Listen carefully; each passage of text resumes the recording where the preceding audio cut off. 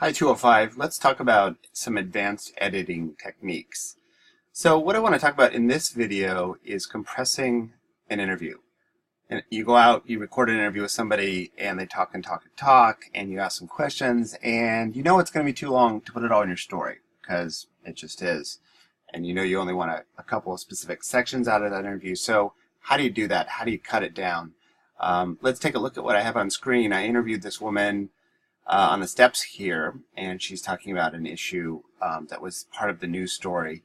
The first thing I want to do is I want to look at the waveforms, look at her talking. So I'm going to come over here and I'm going to click on that twirl down there, and I'm looking at the waveforms. And I can see them now, but I can't see them very well, so I'm going to open them up a little bit more by coming over here, looking for that double line, and then clicking and expanding.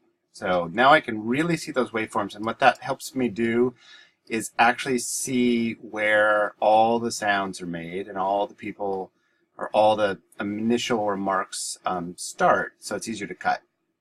So in this video or in this section, I know that I'm asking a question. Here I am. Why don't we just start with inside?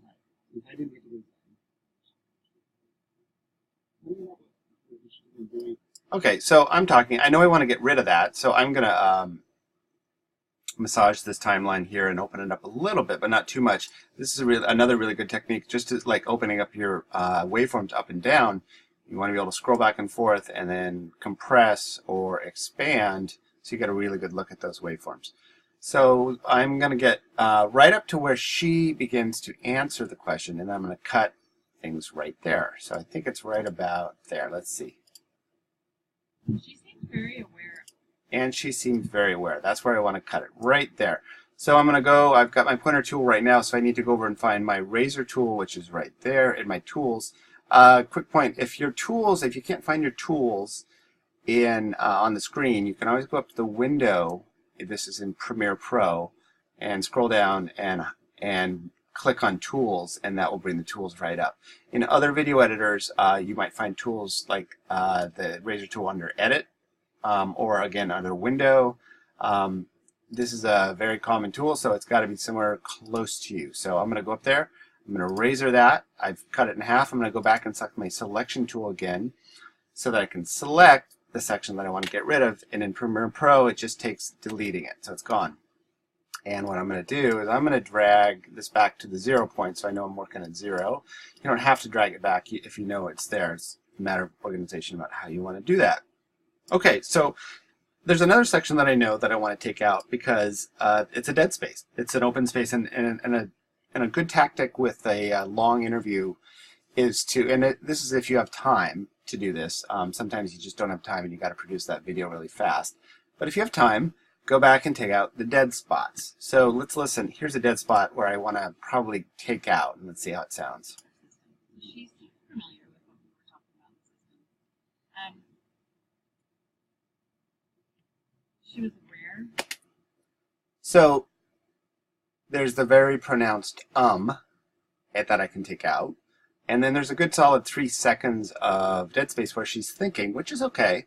But maybe I don't want to give her 3 or 4 seconds there of dead time and bore us all while she thinks up the answer to that question. And so I'm going to take out the and I'm going to take out that dead space. So I'll go back, razor tool right there, and I'm going to come over here.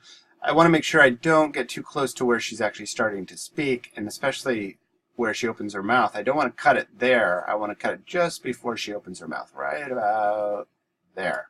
So I'll cut it there. So now what I've done is created 3 clips. One in the middle is what I want to get rid of, so I'll just delete it.